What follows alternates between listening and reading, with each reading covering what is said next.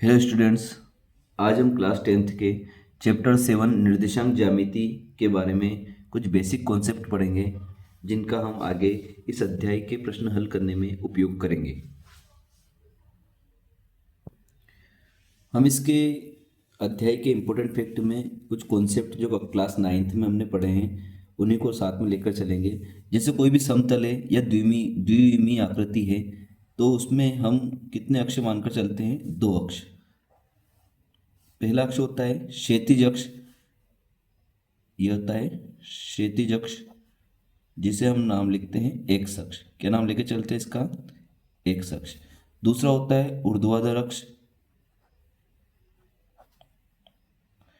जिसका हम नाम लिखते हैं वाई अक्ष।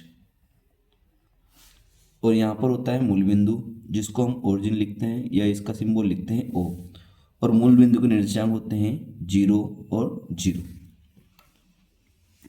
किसी भी पॉइंट या किसी भी बिंदु के निर्देशांक हम एक्स और वाई में लेते हैं। जैसे किसी बिंदु के निर्देशांक किस के में लेते हैं हम? एक्स और वाई।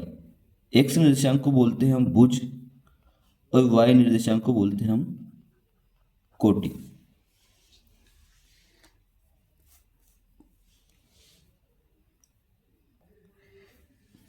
यहाँ हमारा अगला पॉइंट है, किसी बिंदु की वाई अक्ष से दूरी उस बिंदु का एक्स निर्देशांक या भुज कहलाती है।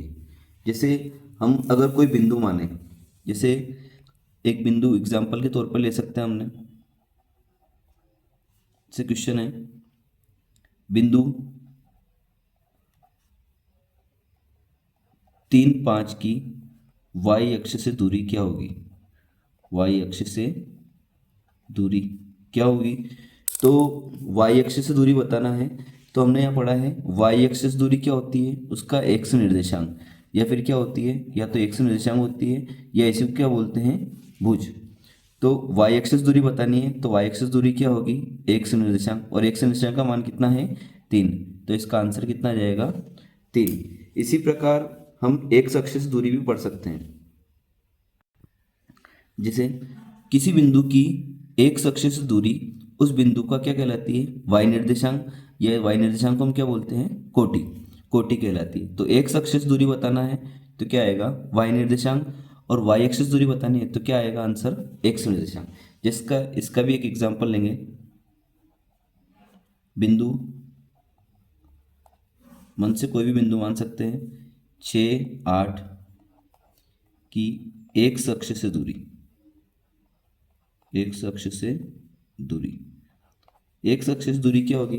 तो जैसे हम बिंदु ले रहे 6 और 8, एक्स अक्ष से दूरी बतानी है तो क्या होती है? वाई निर्देशांक। और वाई निर्देशांक, ये एक्स निर्देशांक है और ये क्या है? वाई निर्देशांक। तो अपना आंसर क्या रहेगा इसमें? 8। और 8 को ही क्या बोलते हैं यहाँ पर? पहला होता है भुज और दूसरी क्या होती है? कोटि। तो हमारा आंसर क्या रहा? 8, जिसको हम कोटि बोल सकते हैं।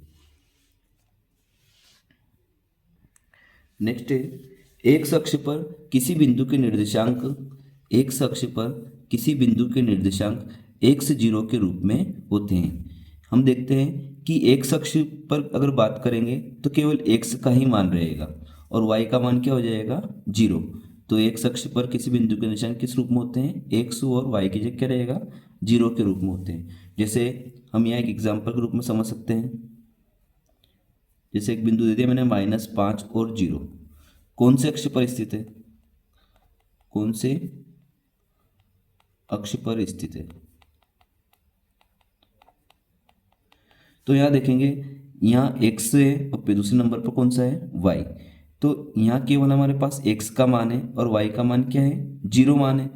तो एक केवल x का मान है तो ये x अक्ष पर स्थित है। कौन से अक्ष पर स्थित है? x अक्ष पर। तो -5, 0 कौन से अक्ष पर स्थित है? तो x अक्ष पर।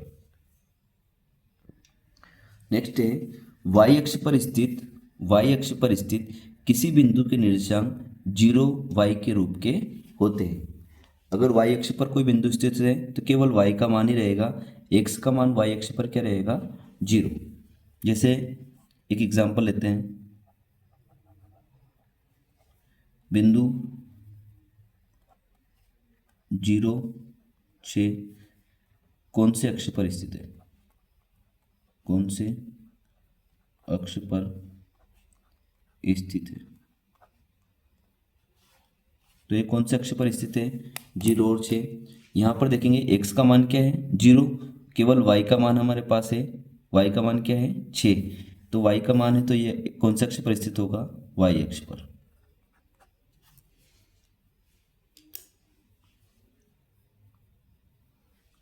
अब नेक्स्ट पढ़ेंगे हम चतुर्थांश।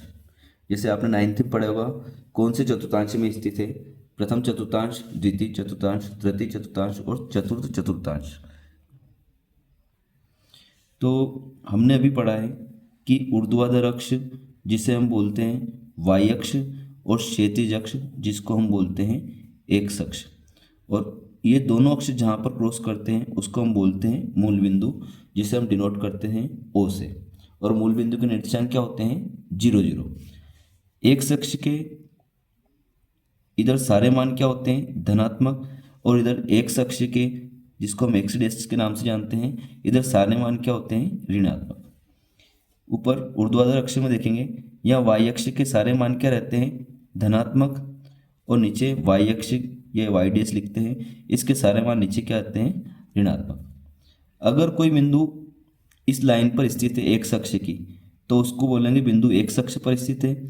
और बिंदु अगर वाई अक्ष की लाइन पर स्थित है तो उसे बोलेंगे वाई अक्ष पर स्थित है। पर यदि बिंदु यहाँ पर स्थित है, मान लो एक बिंदु यहाँ पर स्थित है, इस बिंदु का हम नाम लिख देते हैं जैसे x और y। तो यहाँ x का मान क्या है? धन में, और y का मान भी क्या है? धन। तो यह बिंदु, इसमें x का मान भी प्लस रहेगा और y का मान भी क्या रहेगा? प्लस। तो यहाँ पर चतुर्थांश की बात आती है, तो ये वाला जो क्षेत्र है इसको बोलते हैं प्रथम चतुर्थांश। क्या बोलते हैं? प्रथम चतुर्थांश।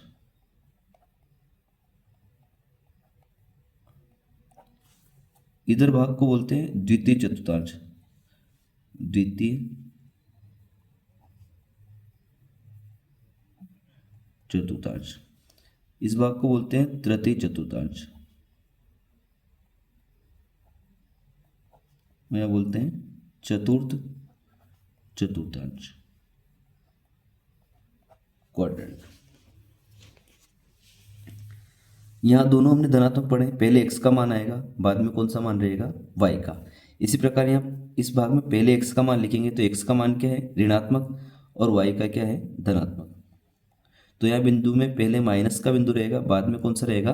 प्लस का। जैसे एक बिंदु लिख रहा हूँ मैं यहाँ पर अगर कोई बिंदु है जैसे -x और दूसरा क्या रहेगा? प्लस के y में। जैसे यहाँ तृतीय चतुर्थांश में पहले x का मान रहेगा, बाद में किसका रहेगा? y का। तो x का मान यहाँ पर कितना है? माइनस, और यहाँ y का मान भी कितना है? माइनस। तो यहाँ बिंदु ऐसा रहेगा जिसमें दोनों सिंबल किसके हैं? माइनस के। जैसे माइनस एक बिंदु ले लेते हैं, -x और -y। इसी प्रकार अगर यहाँ देखें चतुर्थ चतुर्थांश में पहले x का मान लिखेंगे प्लस, और दूसरा रहेगा y का मान मतलब माइनस। मतलब यहाँ ऐसा बिंदु रहेगा जिसमें पहले प्लस का चिन्ह रहेगा, बाद में कौन सा चिन्ह रहेगा? माइनस का। तो जैसे x और दूसरा रहेगा -y के रूप में। जैसे इसके कुछ ऑब्जेक्टिव करेंगे, उससे हम इसको समझ पाएंगे कि कौन सा बिंदु कौन से चतुर्थांश में स्थित है। जैसे हमने यहाँ कुछ बिंदु लिखे हैं, ये बिंदु किस चतुर्थांश में है? जैसे बिंदु क्या दिया है? 6 4। फर्स्ट x का मान कितना है? 6, और y का मान कितना है? 4। तो बिंदु 6 4 किस चतुर्थांश में है? तो यहाँ हम देखेंगे 6 के आगे कौन सा चिन्ह है? प्लस का, और 4 के आगे कौन सा चिन्ह है? प्लस का। मतलब यहाँ x का मान भी धनात्मक है और y का मान भी क्या है? धनात्मक। x निर्देशांक भी धनात्मक है और y निर्देशांक भी धनात्मक। तो हमने देखा है दोनों मान प्लस प्लस के कहाँ होते हैं? प्रथम चतुर्थांश में। कौन से चतुर्थांश में? प्रथम। तो ये बिंदु कौन से चतुर्थांश में होगा? प्रथम चतुर्थांश में। दूसरा है अगला बिंदु, यहाँ x का मान कितना है? -3, और y का कितना है? 2। मतलब x का मान हमको माइनस में देखना है और y का मान किस में देखना है? प्लस में। तो यहाँ देखेंगे x का मान क्या है? माइनस में, और y का मान प्लस। तो माइनस और प्लस देखेंगे, x का मान माइनस और y का मान प्लस। तो ये कौन सा चतुर्थांश में है? द्वितीय चतुर्थांश। तो यहाँ लिख देंगे ये बिंदु कौन से चतुर्थांश में है? द्वितीय चतुर्थांश में। तीसरा बिंदु देखेंगे, यहाँ x का मान -2 है, मतलब हमको बिंदु से मतलब नहीं है, बस यहाँ देखेंगे इनका चिन्ह। x के आगे कौन सा, मतलब पहले बिंदु में कौन सा चिन्ह है, माइनस, और दूसरे में कौन सा है, माइनस। तो यहाँ देखेंगे दोनों बिंदु में माइनस माइनस चाहिए, पहले में माइनस और दूसरे में भी माइनस। तो ये कौन से चतुर्थांश में रहेगा, तृतीय चतुर्थांश में। आंसर लिख देंगे इसका तृतीय चतुर्थांश। दूसरा है एक्स फर्स्ट बिंदु में, इसका मान कितना है 9, इसके कौन सा चिन्ह है प्लस, और इसके कौन सा चिन्ह है माइनस। तो हम देखेंगे प्लस और माइनस, तो प्लस और माइनस चिन्ह देखेंगे कौन से चतुर्थांश में है, ये पहले प्लस है और दूसरी बार में क्या है माइनस, ये है चतुर्थ चतुर्थांश में, चतुर्थ चतुर्थांश। नेक्स्ट क्वेश्चन वापस रिपीट है, जैसे माइनस दूसरी बार भी क्या है माइनस, तो हम डायरेक्ट देखेंगे माइनस माइनस कौन से चतुर्थांश में है, तृतीय चतुर्थांश में, तृतीय चतुर्थांश।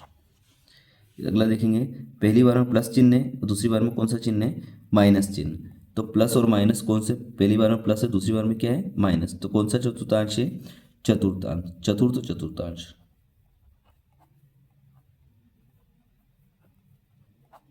इसमें कुछ और बिंदु ऐड करते हैं, जैसे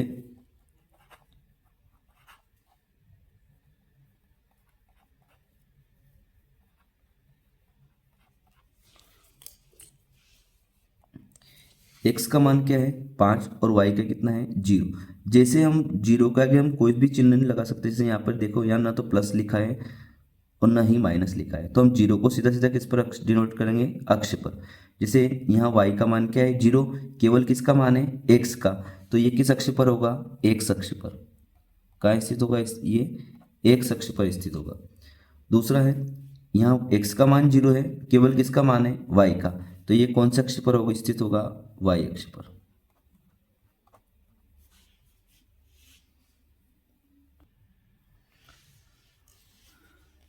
नेक्स्ट है दो चर वाले रैखिक समीकरण। जैसे दो चर वाला रैखिक समीकरण क्या होता है, ax plus B Y plus C बराबर 0, जहाँ पर a का मान 0 नहीं होता है और b का मान भी क्या होता है 0 के बराबर नहीं होता है।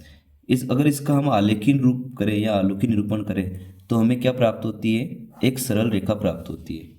जैसे आपने चैप्टर नंबर 3 में इसको सोल्व किया होगा ग्राफ विधि में, तो हमें कोई भी ग्राफ बनाते थे तो उसमें एक सीधी रेखा प्राप्त होती थी, सरल रेखा प्राप्त होती थी। तो दो चर वाले रैखिक समीकरण में हमें क्या प्राप्त होता है, पर एक आलेख बनाते तो सरल रेखा। वहीं अगर y बराबर A X square plus B X plus C एक बहुपद हो, अगर इसका हम बहुपद में क्या होता है, द्विघात बहुपद में जिसमें a का मान किसके बराबर नहीं होता है, 0 के बराबर नहीं होता है, अगर हम इसका आलेख निरूपण करेंगे, आलेख बनाएंगे, तो हमें क्या प्राप्त होता है, एक परवलय प्राप्त होता है। आपने द्विघात बहुपद चैप्टर में देखा होगा जहाँ शून्यक बताते हैं कि कितने शून्यक है, तो जैसे इस प्रकार से, तो ऐसे हम उसका ग्राफ बनाते हैं या उसका आलेखी निरूपण करते हैं तो हमें क्या प्राप्त होता है, एक परवलय प्राप्त होता है। तो अगर y बराबर X square plus B X plus C या कोई भी द्विघात बहुपद है तो हम उसका आलेख निरूपण करते हैं, आलेख बनाते हैं, तो हमें क्या प्राप्त होता है, परवलय। नेक्स्ट हमारा क्वेश्चन है, या फैक्ट ही मान लो इसे, निर्देशांक ज्यामिति का कहाँ अनुप्रयोग या कहाँ पर इसका उपयोग होता है, या दैनिक जीवन में निर्देशांक ज्यामिति का उपयोग कहाँ होता है। तो निर्देशांक ज्यामिति का विभिन्न क्षेत्रों में व्यापक अनुप्रयोग है। जैसे भौतिकी के क्षेत्र में इसका प्रयोग होता है, इंजीनियरिंग क्षेत्रों में प्रयोग होता है, समुद्री परिवहन में भी इसका प्रयोग होता है, और भूकंप शास्त्र संबंधी या और कला में भी इसका उपयोग होता है आदि। इन सभी जगह निर्देशांक ज्यामिति का प्रयोग होता है।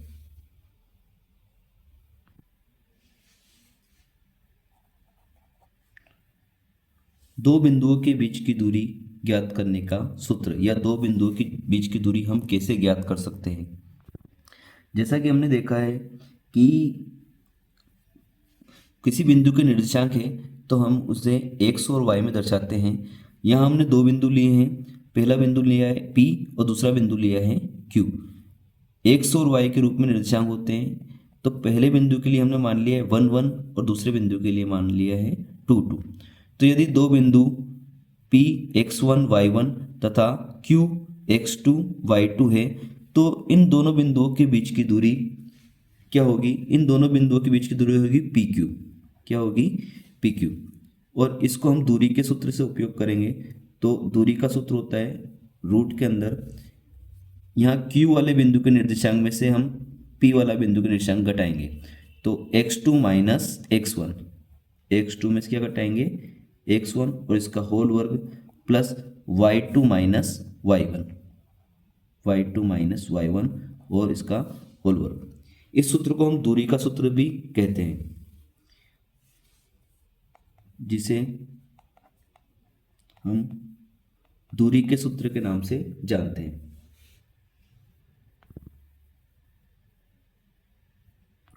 इस सूत्र को हम एक एग्जाम्पल के द्वारा समझेंगे। उदाहरण के रूप में हम एक क्वेश्चन लेते हैं, बिंदु 2 3 और 4 1 के बीच की दूरी ज्ञात कीजिए। तो हम यहाँ इन बिंदुओं को हमारे हिसाब से कुछ नाम दे सकते हैं। जैसे पहले बिंदु को हम 2 3 को नाम दे देते हैं A और दूसरे बिंदु 4 1 को नाम दे देते हैं B, या पहले बिंदु को नाम दे देंगे P और दूसरे बिंदु को नाम दे देंगे Q। ये अपने ऊपर है हम इनका नाम कैसे देते हैं।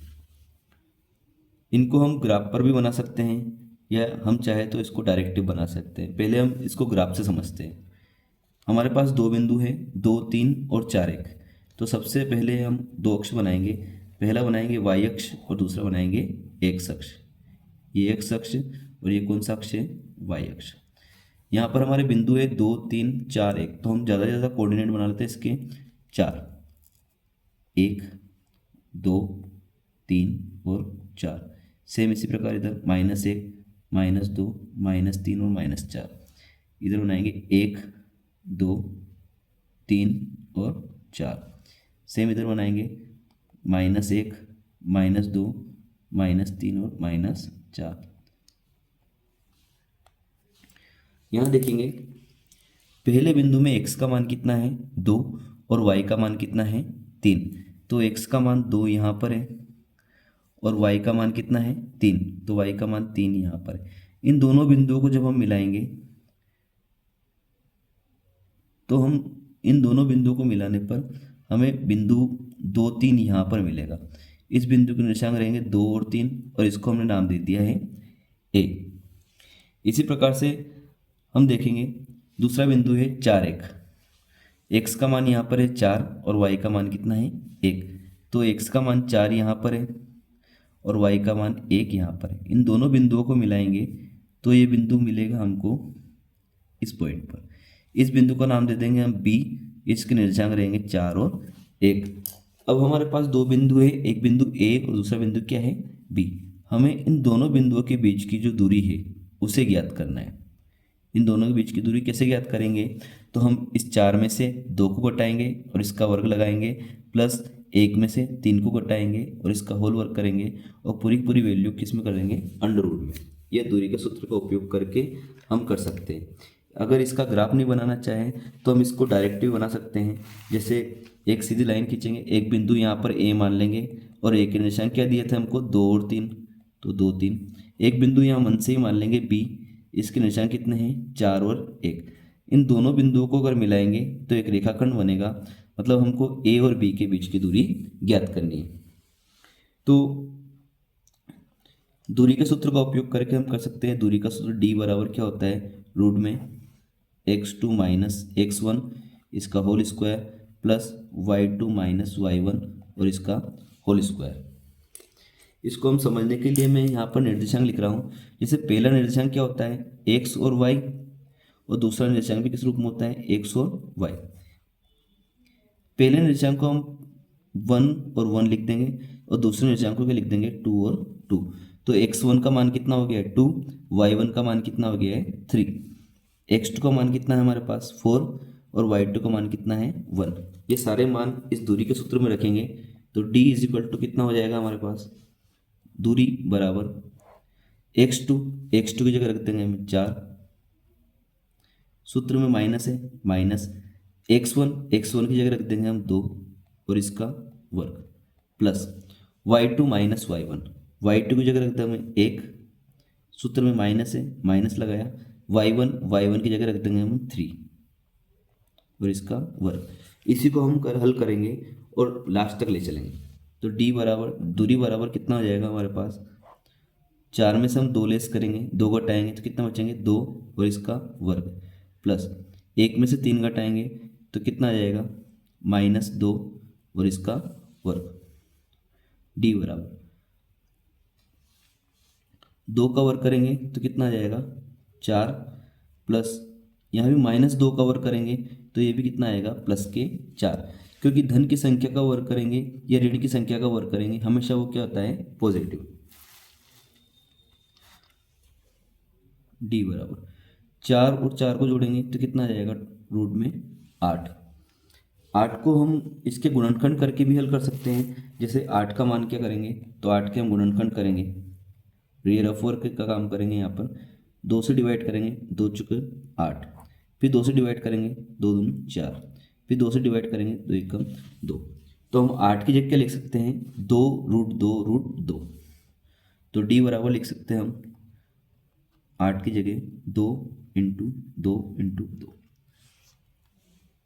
यहाँ पर 2 का एक पेयर बना, एक जोड़ा बना, तो 1 2 को बाहर निकालेंगे तो d = हमारे पास आंसर रहेगा 2 में से 1 2 को बाहर निकाल लेंगे और अंदर बच जाएगा √2 और यही हमारा आंसर है। जब दूरी लिखते हैं तो दूरी या तो सेंटीमीटर में होती है या मीटर में होती है या किलोमीटर में होती है। यहाँ हमें कोई भी यूनिट नहीं दी है, कोई भी इकाई नहीं दी है, तो हम इसके पीछे एक दूरी के सिंबल के लिए हम लिख देंगे मात्रक। तो यहाँ आंसर हो जाएगा d = 2√2 मात्रक।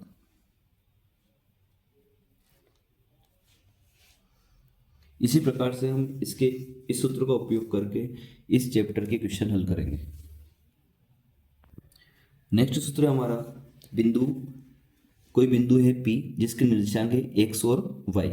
इसकी हमें मूल बिंदु से दूरी ज्ञात करनी रहे तो हम इसका सूत्र लगाएंगे, दूरी बराबर √x² + y²। इसे हम एग्जाम्पल से समझ सकते हैं।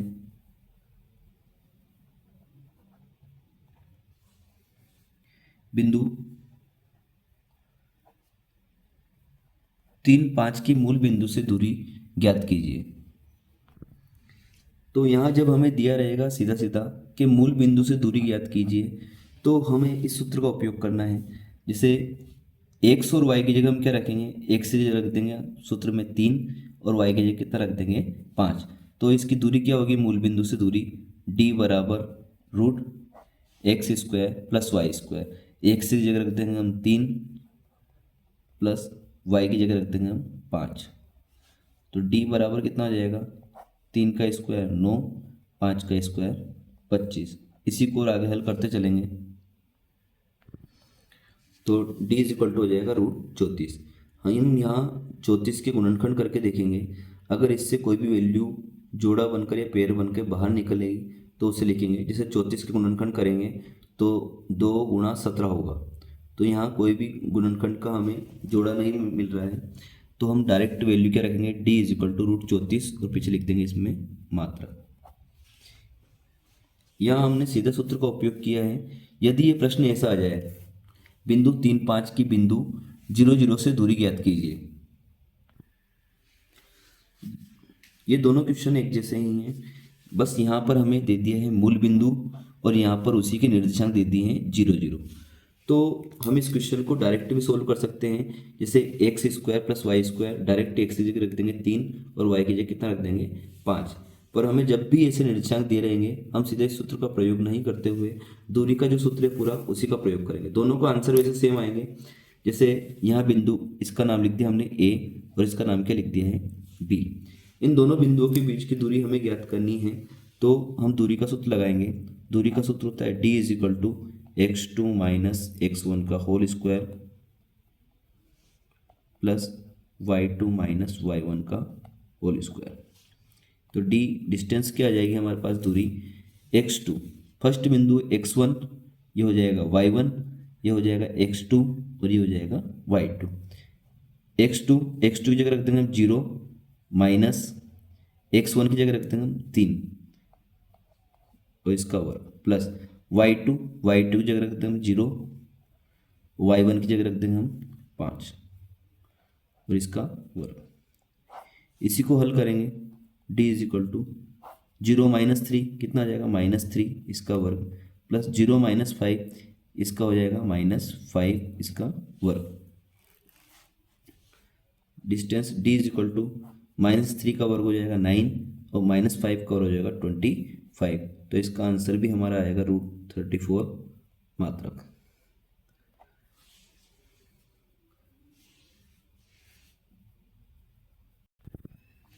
अब जो अभी हमने दूरी का सूत्र पढ़ा है, दूरी बराबर x2 माइनस x1 का वर्ग। हमने दूसरे बिंदु में से पहला बिंदु घटाया है, तो यहाँ भी हम क्या करेंगे, दूसरे बिंदु में से पहला बिंदु ही घटाएंगे, y2 माइनस y1 का होल स्क्वायर। अगर हमने पहले बिंदु में से दूसरा बिंदु घटाया, जैसे हमने x2 माइनस x1 किया था, इस सूत्र को हम ऐसा भी लिख सकते हैं x1 माइनस x2 का होल वर्ग प्लस y1 माइनस y2 का होल वर्ग। तो हमने यहाँ दूसरे में से पहला घटाया है, तो यहाँ भी दूसरे बिंदु में से पहला बिंदु ही घटाएंगे।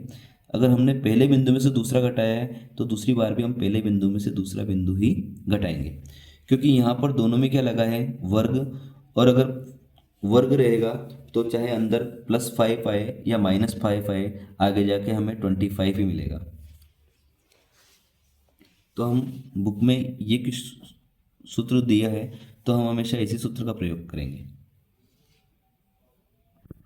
नेक्स्ट हमारा विभाजन सूत्र, या इसे बोलते हैं अंतः विभाजन सूत्र।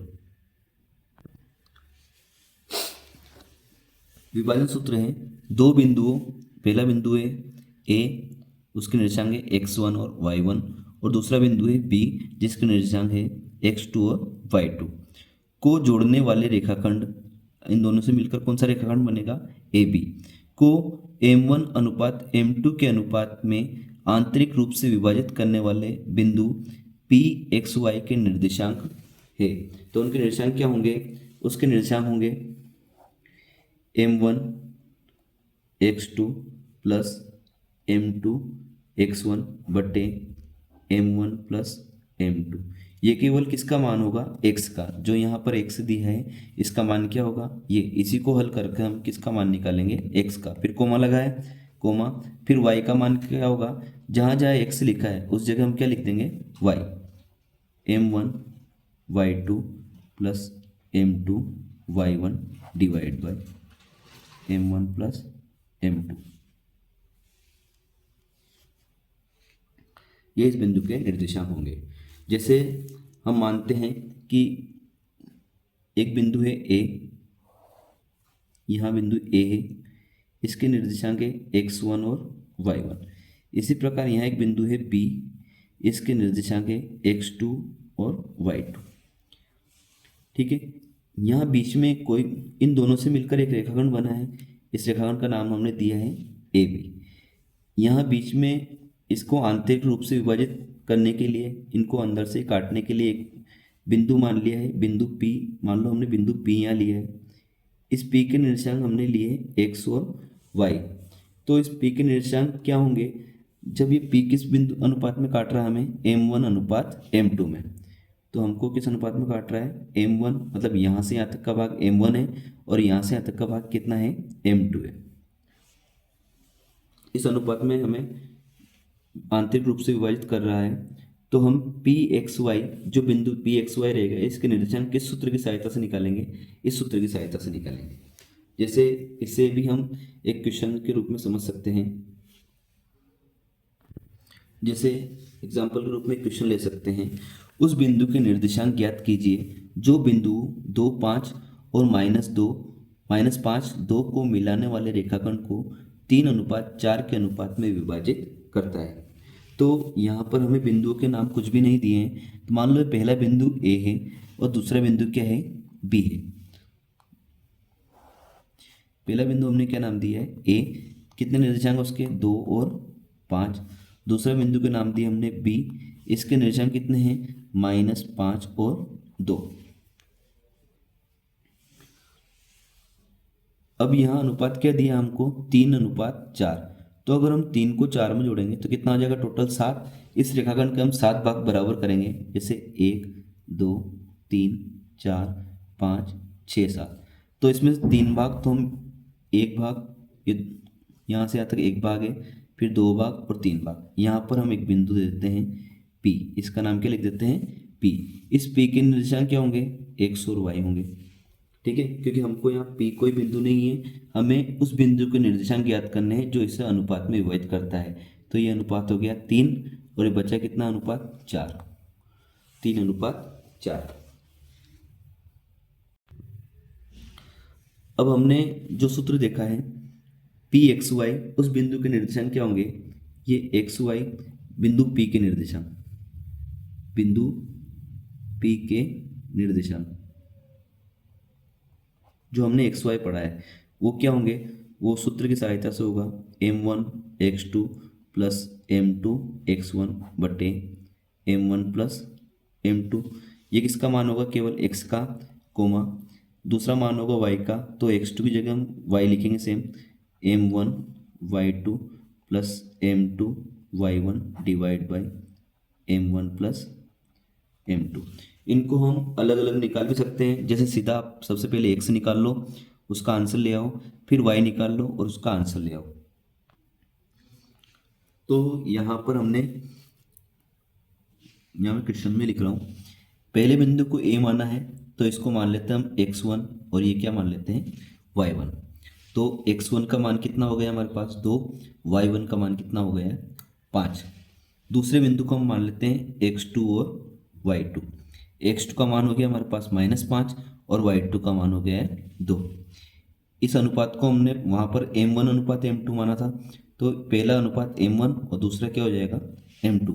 मतलब जहाँ m1 है हम रख देंगे 3 और जहाँ m2 है वहाँ पर रख देंगे 4। तो बस इस सूत्र को हमें याद रखना है और सूत्र में सीधे सीधे मान रखना है।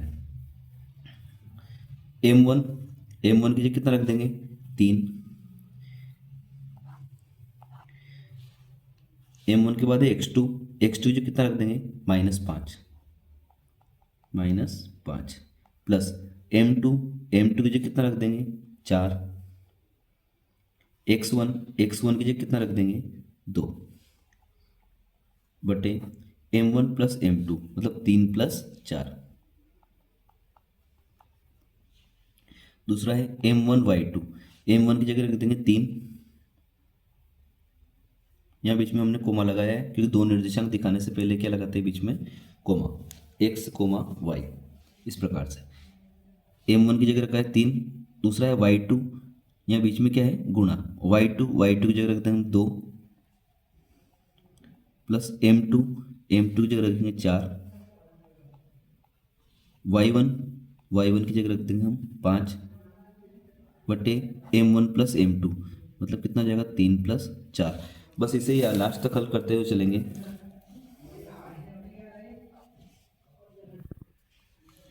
तो 3 का गुणा 5 में करेंगे तो यहाँ कितना जाएगा -15 प्लस इसका इंटू 4 का इंटू 2 में करेंगे तो कितना जाएगा 8 डिवाइड बाय 3 प्लस 4 कितना जाएगा 7, कुमा 3 का गुणा 2 में करेंगे तो कितना जाएगा 6 प्लस 4 का गुणा 5 में करेंगे तो कितना जाएगा 20 बटे 3 प्लस 4 कितना जाएगा टोटल 7।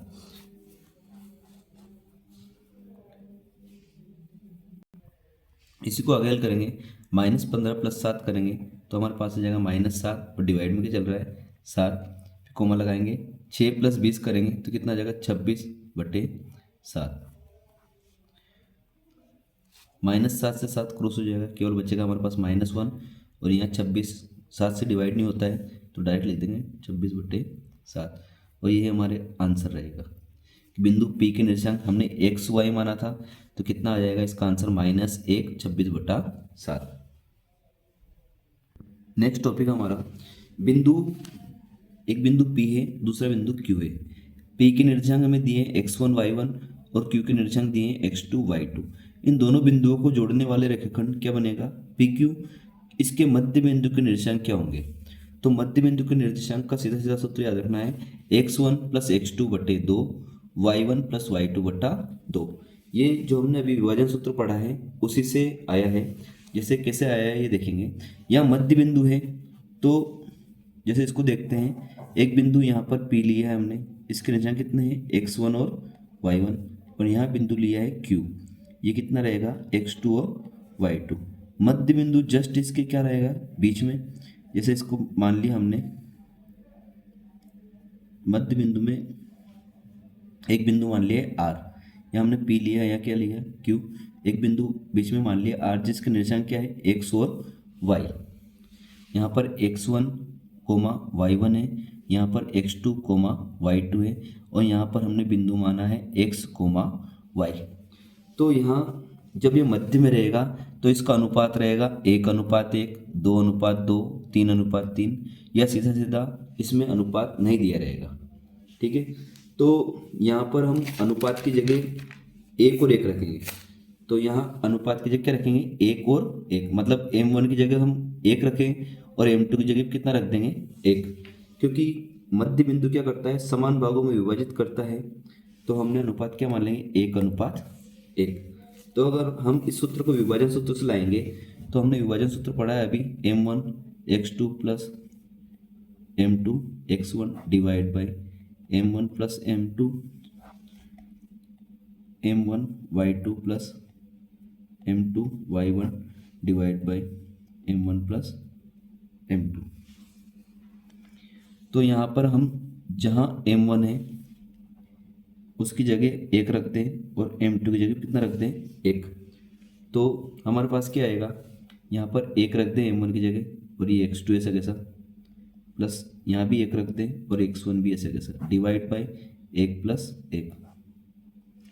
m1 इसकी जगह हमने 1 रख रहे हैं, y2 ऐसा कैसा, प्लस m2 की जगह भी 1 रख रहे हैं और y1 भी सेम ऐसा कैसा, डिवाइड बाई 1 प्लस 1। तो यहाँ 1 का इंटू x2 में करेंगे तो x2, प्लस यहाँ 1 का इंटू x1 में करेंगे तो x1 बटे 1 और 1 कितना हो जाएगा 2। इसी प्रकार से यहाँ आ जाएगा y2 और यहाँ आ जाएगा प्लस y1, 1 और 1 कितना हो जाएगा यहाँ पर भी 2। इसी क्रम को सीधा लिख दिया है, x1 को पहले लिख दिया है और x2 को बाद में लिख दिया है, x1 plus x2 divide by 2, और यहाँ आ जाएगा y1 plus y2 divide by 2।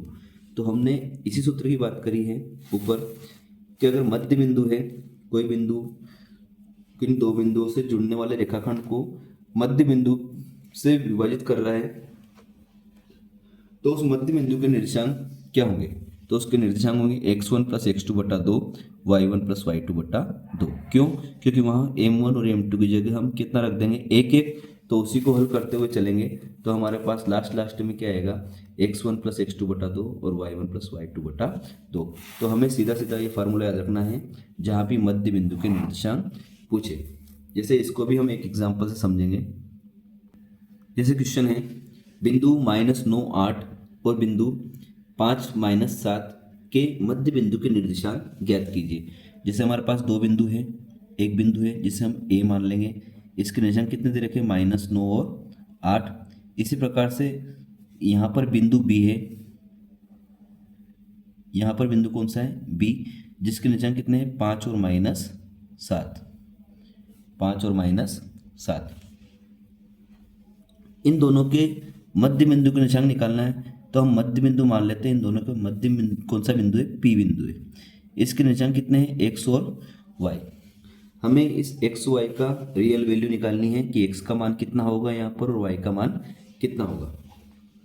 तो इसे निकालने के लिए हम सीधा लिखेंगे AB के मध्य बिंदु के निर्देशांक, मध्य बिंदु के निर्देशांक, या लिख सकते हैं पूरा रेखाखंड AB के, रेखाखंड AB के मध्य बिंदु के निर्देशांक। हमने क्या सूत्र पढ़ा है इसका x1 प्लस x2 बटा 2, y1 प्लस y2 बटा 2, मतलब x का मान ये पूरा मान रहेगा और y का मान ये पूरा रहेगा। तो हमारा क्वेश्चन था, अब उसी से समझते हैं। पहला बिंदु है, इसको हमने क्या नाम दिया है A, दूसरा बिंदु है इसको क्या नाम दे दिया था B। ये पहले बिंदु को हमने x1 और क्या मान लिया है y1, दूसरे बिंदु को मान लिया हमने x2 और क्या माना है y2। इन मानों को हम यहाँ रख देंगे सूत्र में। x1 की जगह रखेंगे हम -9 प्लस, सूत्र में प्लस है, x2 की जगह कितना रख देंगे 5, बट्टे में कितना चल रहा है 2। कोमा y1 की जगह हम रख देंगे 8, सूत्र में प्लस है, प्लस लिख रहे थे हम। y2 की जगह कितना रख देंगे -7, या फिर यहाँ देख सकते हैं -7, बट्टे में कितना चल रहा है 2, और ये निर्देशांक को दिखाने के लिए ब्रैकेट ऐसा कैसा। इसी को हल करेंगे और हल करने के बाद लास्ट में हमारा आ जाएगा आंसर। -9 + 5 करेंगे तो माइनस की क्या बचेंगे 4, डिवाइड में क्या चल रहा है 2, और 8 + -7 करेंगे तो कितना आ जाएगा हमारे पास 8 - 7 बटे 2। तो 4 को 2 से काटेंगे तो कितनी बार डिवाइड होगा हमारे पास 2 बार, तो यहाँ तो बच जाएगा -2, और यहाँ 8 में से 7 लेस करेंगे तो कितना आ जाएगा 1, और नीचे डिवाइड में क्या चल रहा है 2। यही हमारा आंसर है। यहाँ पर हमने माइनस से घसा और 2 बार डिवाइड हुआ तो 2 लिख दिया है, कोमा 8 में से 7 को घटाया तो कितना बचेगा 1, और डिवाइड में क्या चल रहा है 2। तो जो मध्य बिंदु था हमारे पास P, इसके नीचे हमने XY माने थे, इस x का मान कितना हो गया है -2, और y का मान कितना हो गया है 1/2। तो मध्य बिंदु के निर्देशांक हो गए -2, 1/2, -2 और 1/2। तो यही हमारा आंसर है इसमें। ये हमारे इस चैप्टर के बेसिक कॉन्सेप्ट रहे हैं जो हमने पढ़े हैं। इन्हीं बेसिक कॉन्सेप्ट का सभी का हम उपयोग करेंगे हमारी आने वाली प्रश्नावलियों में। धन्यवाद।